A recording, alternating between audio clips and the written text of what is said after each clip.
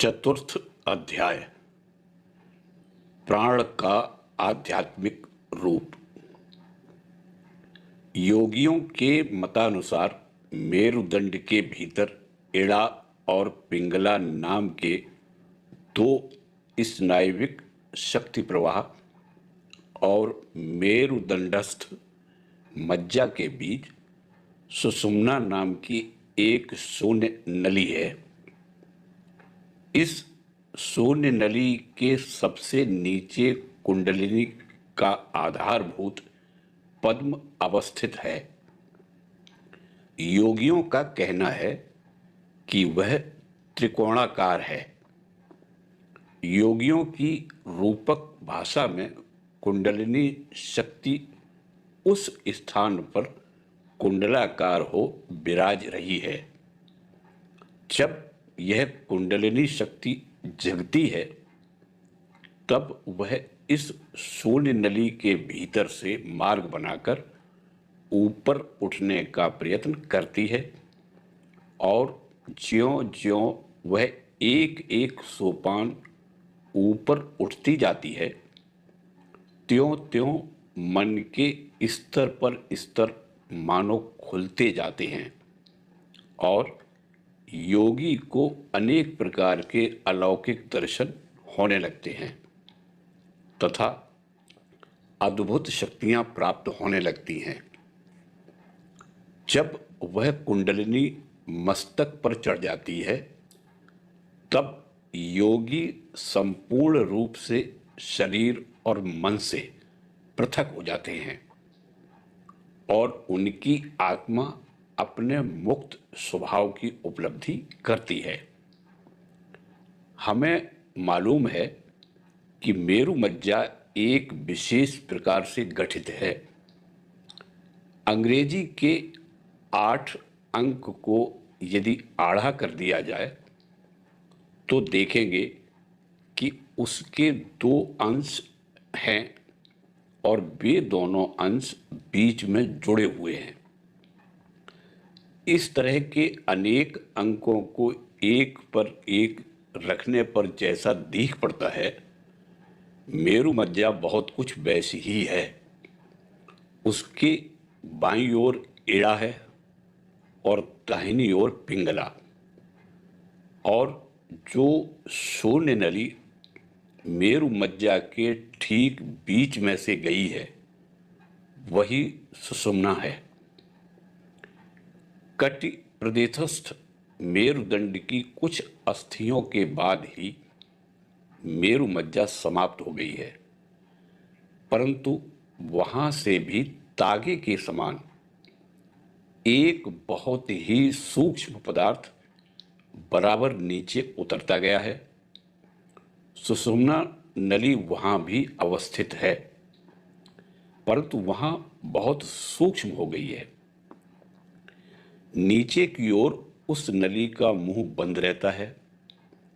उसके निकट ही कटि प्रदेशस्थ नाड़ी जाल सेक्रल प्लेक्सिस अवस्थित है, जो आजकल के शरीर शास्त्र फिजियोलॉजी के मत से त्रिकोणाकार है। इन विभिन्न नाड़ी जालों के केंद्र मेरु मज्जा के भीतर अवस्थित हैं।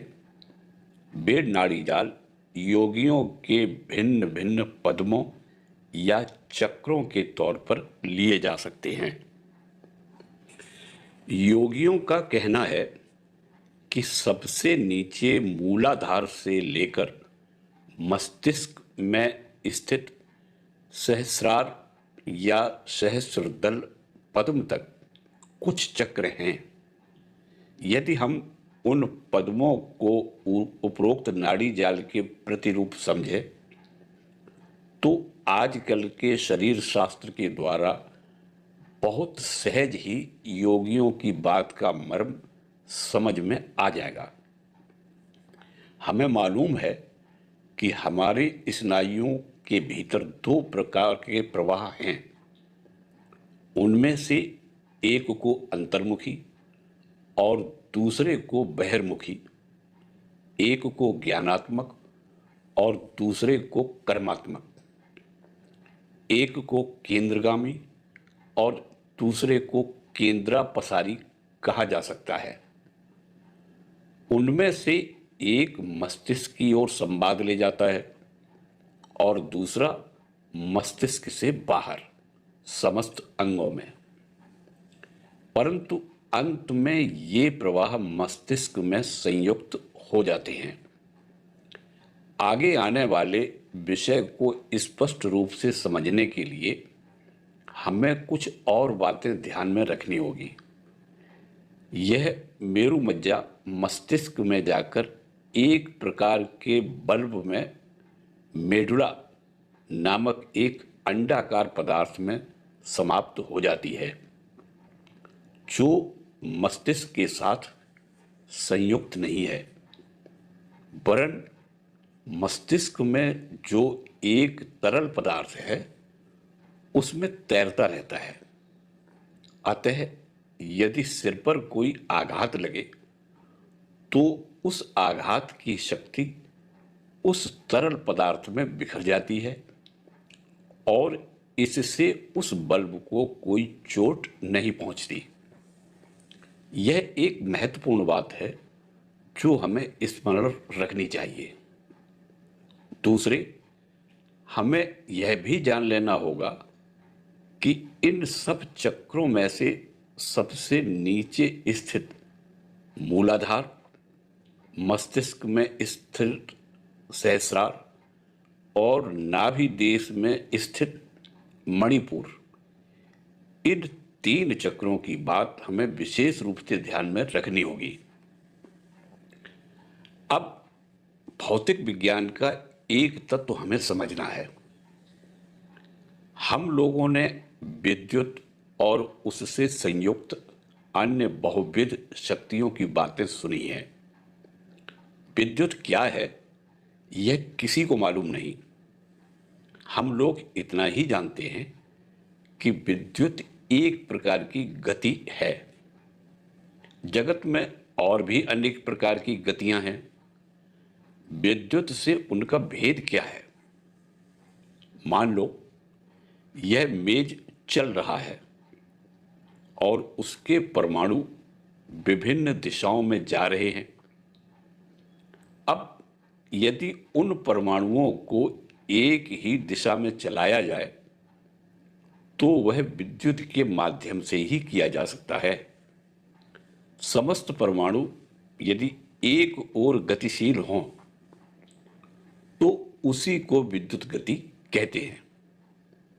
इस कमरे में जो वायु है उसके सारे परमाणुओं को यदि लगातार एक ओर चलाया जाए तो यह कमरा एक प्रचंड बैटरी के रूप में परिणत हो जाएगा।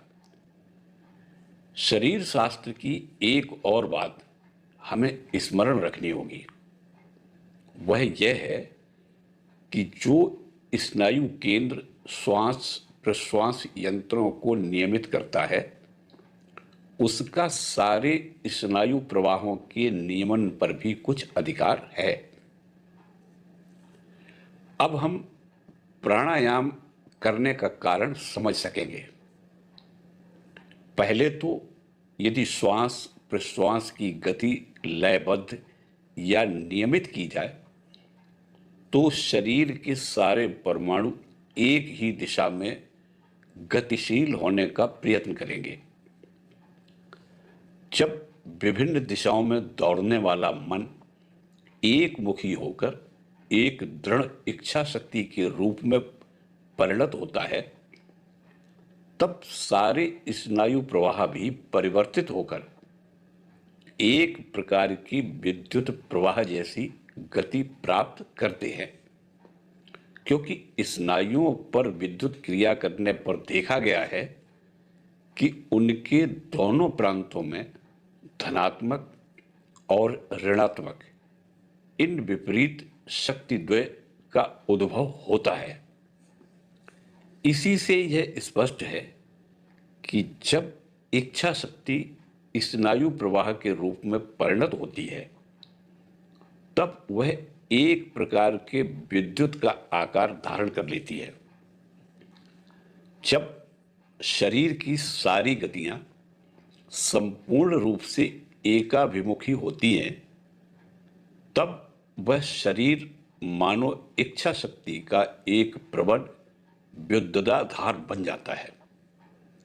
इस प्रबल इच्छा शक्ति यह प्रबल इच्छा शक्ति प्राप्त करना ही योगियों का उद्देश्य है। इस तरह शरीर शास्त्र की सहायता से प्राणायाम क्रिया की व्याख्या की जा सकती है। वह शरीर के भीतर एक प्रकार की एक मुखी गति पैदा कर देती है और श्वास प्रश्वास केंद्र पर आधिपत्य करके शरीर के अन्यान्य केंद्रों को भी बस में लाने में सहायता पहुंचाती है। यहाँ पर प्राणायाम का लक्ष्य मूलाधार में कुंडलाकार में अवस्थित कुंडलिनी शक्ति को उद्बुद्ध करना है। हम जो कुछ देखते हैं, कल्पना करते हैं या जो कोई स्वप्न देखते हैं, सारे अनुभव हमें आकाश में करने पड़ते हैं। हम साधारणतः जिस परिदृश्यमान आकाश को देखते हैं उसका नाम है महाकाश। योगी जब दूसरों का मनोभाव समझने लगते हैं या अलौकिक वस्तुएं देखने लगते हैं, तब वे सब दर्शन चित्ताकाश में करते हैं। और जब अनुभूति विषय शून्य हो जाती है, जब आत्मा अपने स्वरूप में प्रकाशित होती है, तब उसका नाम है चिदाकाश। जब कुंडलिनी शक्ति जागकर सुषुम्ना नाड़ी में प्रवेश करती है, तब जो सब विषय अनुभूत होते हैं वे चित्ताकाश में ही होते हैं। जब वह उस नाड़ी की अंतिम सीमा मस्तिष्क में पहुंचती है, तब चिदाकाश में एक विषय शून्य ज्ञान अनुभूत होता है। अब विद्युत की उपमा फिर से ली जाए। हम देखते हैं कि मनुष्य केवल तार के योग से एक जगह से दूसरी जगह विद्युत प्रवाह चला सकता है, परंतु प्रकृति अपने महान शक्ति प्रवाहों को भेजने के लिए किसी तार का सहारा नहीं लेती। इसी से अच्छी तरह समझ में आ जाता है कि किसी प्रवाह को चलाने के लिए वास्तव में तार की कोई आवश्यकता नहीं। हम तार के बिना काम नहीं कर सकते, इसीलिए हमें उसकी आवश्यकता पड़ती है। जैसे विद्युत प्रवाह तार की सहायता से विभिन्न दिशाओं में प्रवाहित होता है, ठीक उसी तरह शरीर की समस्त संवेदनाएं और गतियां मस्तिष्क में और मस्तिष्क से बहिर्देश में प्रेरित की जाती हैं। वह स्नायु तंत्र रूप तार की ही सहायता से होता है। मेरु मज्जा मध्यस्थ ज्ञानात्मक और कर्मात्मक स्नायु गुच्छ स्तंभ ही योगियों की इड़ा और पिंगला नाड़ियां हैं। इन दोनों प्रधान नाड़ियों के भीतर से ही पूर्वोक्त अंतर्मुखी और बहिर्मुखी शक्ति प्रवाह द्वय संचारित हो रहे हैं। परंतु बात अब यह है कि इस प्रकार के तार के समान किसी पदार्थ की सहायता बिना मस्तिष्क के चारों ओर विभिन्न संवाद भेजना और भिन्न भिन्न स्थानों से मस्तिष्क का विभिन्न संवाद ग्रहण करना संभव क्यों न होगा। प्रकृति में तो ऐसे व्यापार घटते देखे जाते हैं। योगियों का कहना है कि इसमें कृतकार्य होने पर ही भौतिक बंधनों को लांघा जा सकता है।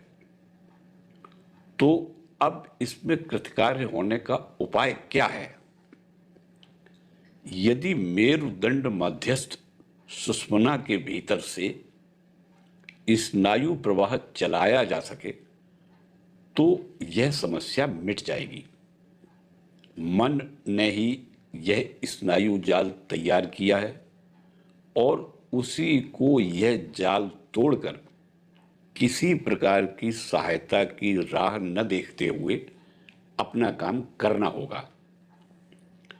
तभी सारा ज्ञान हमारे अधिकार में आएगा, देह का बंधन फिर न रह जाएगा। इसीलिए सुषुम्ना नाड़ी पर विजय पाना हमारे लिए इतना आवश्यक है। यदि तुम इस शून्य नली के भीतर से स्नायु जाल की सहायता के बिना भी मानसिक प्रवाह चला सको तो बस इस समस्या का समाधान हो गया। योगी कहते हैं कि यह संभव है। साधारण मनुष्यों में सुषुम्ना निम्न छोर में बंद रहती है, उसके माध्यम से कोई कार्य नहीं होता। योगियों का कहना है कि इस सुषुम्ना का द्वार खोलकर उसके माध्यम से स्नायु प्रवाह चलाने की एक निर्दिष्ट साधना है। बाह्य विषय के संस्पर्श से उत्पन्न संवेदना जब किसी केंद्र में पहुंचती है तब उस केंद्र में एक प्रतिक्रिया होती है। स्वयंक्रिय केंद्रों ऑटोमिक सेंटर्स में उन प्रतिक्रियाओं का फल केवल गति होता है, पर सचेतन केंद्रों कॉन्शियस सेंटर्स में पहले अनुभव और फिर बाद में गति होती है। सारी अनुभूतियां बाहर से आई हुई क्रियाओं की प्रतिक्रिया मात्र हैं। तो फिर स्वप्न में अनुभूति किस तरह होती है? उस समय तो बाहर की कोई क्रिया नहीं रहती। अतएव स्पष्ट है कि विषयों के अभिघात से पैदा हुई स्नायविक गतियां शरीर के किसी न किसी स्थान पर अवश्य अव्यक्त भाव से रहती हैं। मान लो मैंने एक नगर देखा। नगर नामक बाह्य वस्तु के आघात की जो प्रतिक्रिया है उसी से उस नगर की अनुभूति होती है, अर्थात उस नगर की वायु वस्तु द्वारा हमारे अंतर्वाही स्नायु में जो गति विशेष उत्पन्न हुई है उससे मस्तिष्क के भीतर के परमाणुओं में एक गति पैदा हो गई है। आज बहुत दिन बाद भी वह नगर मेरी स्मृति में आता है। इस स्मृति में भी ठीक वही व्यापार होता है, पर अपेक्षाकृत हल्के रूप में।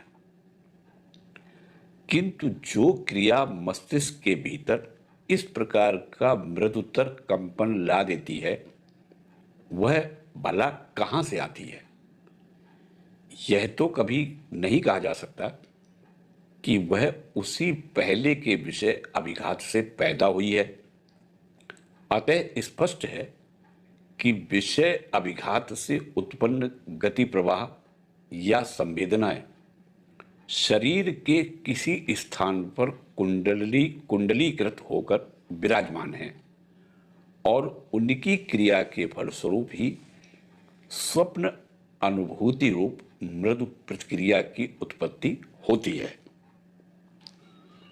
जिस केंद्र में विषय अभिघात से उत्पन्न संवेदनाओं के अवशिष्ट अंश या संस्कार मानो संचित से रहते हैं उसे मूलाधार कहते हैं और उस कुंडलीकृत क्रिया शक्ति को कुंडलिनी कहते हैं।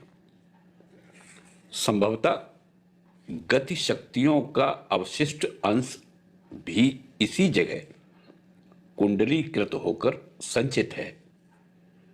क्योंकि गंभीर अध्ययन और बाह्य वस्तुओं पर मनन के बाद शरीर के जिस स्थान पर यह मूलाधार चक्र अवस्थित है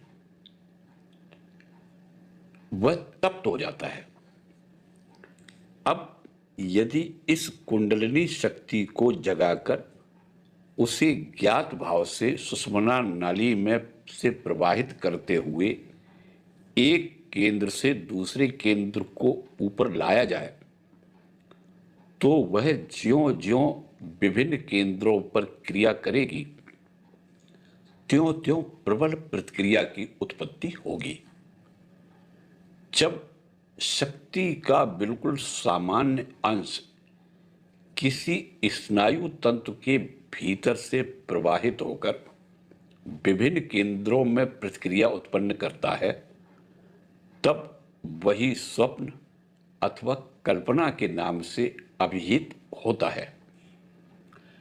किंतु जब मूलाधार में संचित विपुलायतन शक्तिपुंज दीर्घ काल व्यापी तीव्र ध्यान के बल से उद्बुद्ध होकर सुषुम्ना मार्ग में भ्रमण करता है और विभिन्न केंद्रों पर आघात करता है, तो उस समय एक बड़ी प्रबल प्रतिक्रिया होती है जो स्वप्न अथवा कल्पनाकालीन प्रतिक्रिया से तो अनंत गुनी श्रेष्ठ है ही, पर जागृत कालीन विषय ज्ञान की प्रतिक्रिया से भी अनंत गुनी प्रबल है। यही अतीन्द्रिय अनुभूति है। फिर जब वह शक्तिपुंज समस्त ज्ञान के, समस्त संवेदनाओं के केंद्र स्वरूप मस्तिष्क में पहुंचता है, तब संपूर्ण मस्तिष्क मानो प्रतिक्रिया करता है और इसका फल है ज्ञान का पूर्ण प्रकाश या आत्म साक्षात्कार।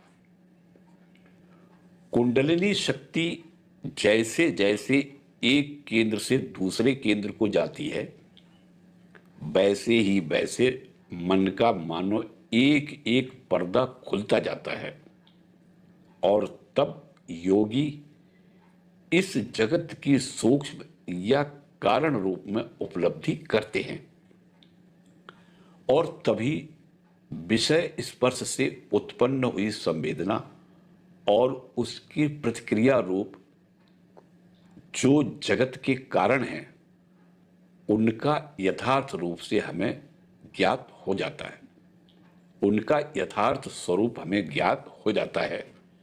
अतएव तब हम सारे विषयों का पूर्ण ज्ञान प्राप्त कर लेते हैं, क्योंकि कारण को जान लेने पर कार्य का ज्ञान अवश्य होगा।